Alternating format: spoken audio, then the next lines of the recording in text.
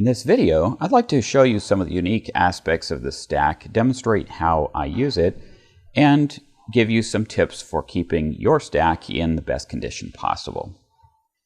Notice first of all that this chessboard has 64 squares, in this case in 4x4 layers. That is the most unique aspect of this design, not to mention that the limited edition does come with a box perfectly suited to the chessboard.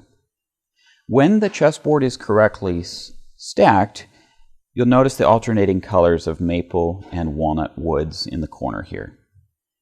Additionally, there's a groove inset in each square, between each square. The underside is completely smooth. The top side has these grooves. So with those two things, and the completely clean front edges, you'll know that it is correctly stacked back in the box. When I take the chessboard out, I like to use the corners to remove the first quadrant. Following that, I like to lift and pull the remaining boards out and go in a rotational fashion, whichever way you stacked it up,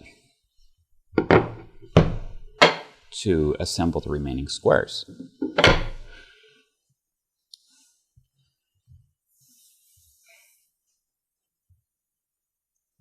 Now when setting up a chessboard, the white square is always in the right. This cloth has been supplied to remove any particles, and that's especially important when you're stacking the chessboard up again. I like to lift from these two sides and bend in the middle and start by placing the right square in the box. These metal discs here help hold the chessboard into the box. Now go with the lower left quadrant, and you'll see the stack begins here. Now the upper left quadrant continues on in the upper right. Now, I could have done this in either order, and I would have ended up with either a dark square, the walnut square, or a maple square on the top. Now when I designed this, I wanted something to display it and really give it that artistic presence without taking up a lot of space. And I thought really to contrast with the very blocky and square nature of a chessboard, I wanted to bring some angular design in. And that's why these 45-degree angles in the front for symmetry, left to right, and in the sides to soften up the design slightly, among other reasons. Notice how, as well, contrasting with the 4 squares that we always see, or multiples of 4, we now go down to a 3. 3 in width before the angle, and here 3 squares in height before we get that angle. There's also a dovetail design to hold this box together, and beneath, to protect the surface of the table or whatever you have it set on, we have some felts. I did supply with some of these chessboards some rubber feet, which are adhesive, which you may place between each layer on the 4 squares. This will provide some separation between the layers. It will raise slightly here, but it will ensure that you have some separation so no particles will scratch the layers. And when it's on the surface of a table, it will be more steady. But I kind of like the smooth feel where you can press any corner of the board, it all stays together and can be moved. Now, most importantly, I would say it's a good practice when you lay these down. I didn't demonstrate that the first time, but when you place the squares back together, provide this felt. Use the felt cloth provided just to remove any particles between the layers, and it'll stay scratch-free for the longest period possible. It is finished with a very scratch-resistant lacquer, but I wouldn't rely entirely upon that, and I would still try to make sure there's no dust or sand or anything between those layers each time. Now this suede cover is complementary in the sense that it keeps your chessboard, your stack, on display while still giving it some protection, keeping it dust-free, and adding to the wow factor of it.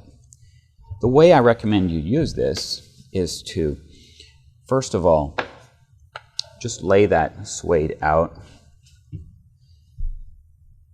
This is the taupe color. There's also an English toast. So lay it out with the 45-degree angle cut aligned with the cut in the box itself. Then bring the left-hand side over, aligned with these front corners, and simply bring up the side. Then you'll have a really crisp-looking presentation for your chessboard. Another thing that another way you can configure your chessboard without the box is as such. You could remove all the squares at once, place them down,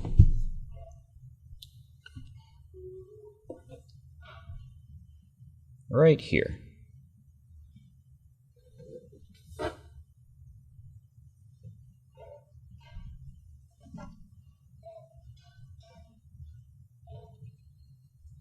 While I recommend this chessboard be used primarily in a home or office setting, if you did want to take it with you and did not want to take the limited edition box that's numbered,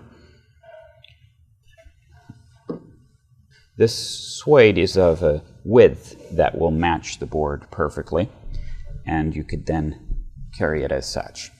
I would still recommend providing some additional protection, but it is also designed to nicely wrap your chessboard and protect it as such.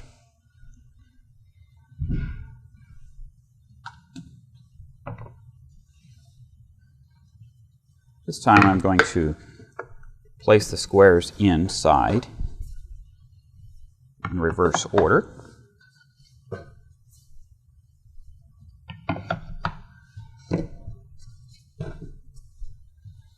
Everything is hardwood. There's no veneer going on.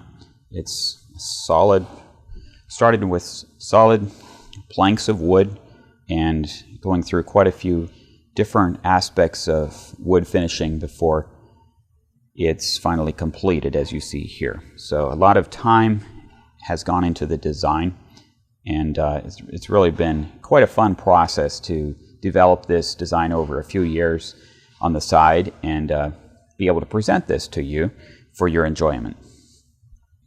Once again, I'll show you how this is placed back on the suede wrap. Lined up with the front edge.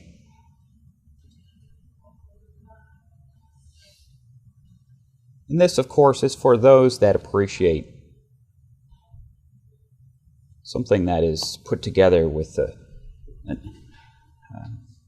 that takes some time to work with, to enjoy it, and not just toss it in the bag and run. So there you go. I hope you have many years of enjoyment from this, and again, I recommend that you just take good care of it with the felt provided, and enjoy.